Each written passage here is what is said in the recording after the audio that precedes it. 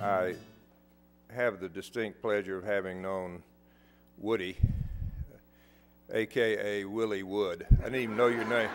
I didn't even know your name was Willie, and I'll figure out from your mom why she called you Woody instead of Willie. And then looking in the New York Times one day, almost 50 years ago, he saw an ad for Maimonides, and that's how it happened. Reading the Times, not listening to the news. And he actually photographed the first heart transplant in the United States, which all of you know was done here. So for reminding us of our history and archiving it and memorializing it, we owe you a great debt, Woody. You are one of the most dignified, nicest, handsomest men there except. And whereas on behalf of all Brooklynites, I salute Mr. Deacon Wood for nearly a half a century of service to the residents of Brooklyn. I commend him for his contribution in his professional and community life, and I thank him for representing the very best that Brooklyn has offered. So, Woody, it's a great pleasure. You're an icon. You're a faithful friend to all of us, and to me and to this family, you represent what Maimonides is all about. Congratulations. Gary? Whether because of his nature or learned by experience, he is a man of few words, and perhaps it's no coincidence that he makes his living taking pictures. His brevity is more than compensated for by facial expression. And I don't know if you've noticed, but Woody has the ability to sum up the nuanced with a look that we all know.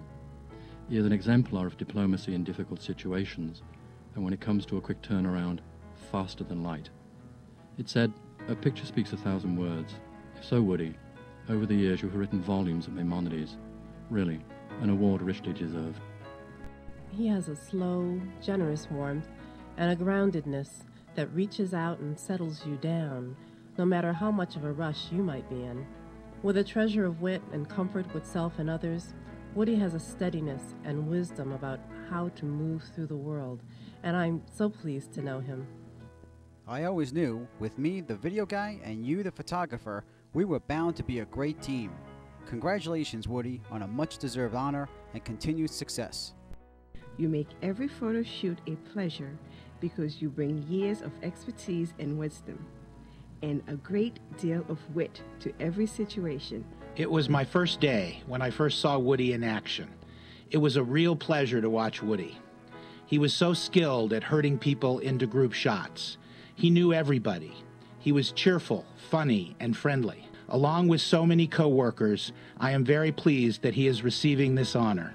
It is richly deserved. Every time I see Woody, he always has a smile to give and a nice word to say. His calming presence in the work environment is very soothing. People often comment that I have an amazing memory regarding the history of this institution. But now my secret is out. It's Woody's memories that augment mine. He is a living treasure trove of the history of this place and its people.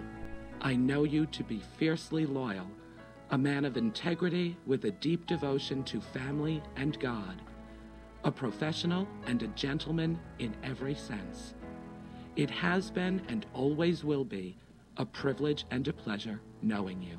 Well, I don't believe Woody ever graduated from medical school. They must have made him an honorary doctor because he walks around the halls of Maimonides wearing that white coat of his like he just scrubbed out of surgery. The worst part of walking with Woody is how long it takes to get anywhere. The man is the Elvis Presley of Borough Park. Every 5 feet, somebody stops him to shake his hand, say hello, share a story, make a joke, or otherwise be infected with his contagious smile. Having that kind of effect on so many people is its own lifetime achievement, and Woody didn't even need a full lifetime to do it. When I first came here, our lab was located right up the corridor there where the laundry is now, where there was the surgical research lab there. And there was a guy there named Willie Ray who took care of the animals. And when I first day there, my boss was Harold Friedman, was showing me around, and he says, we have a Willie here, so your name is going to be Woody. So I've been Woody for the last 47 years.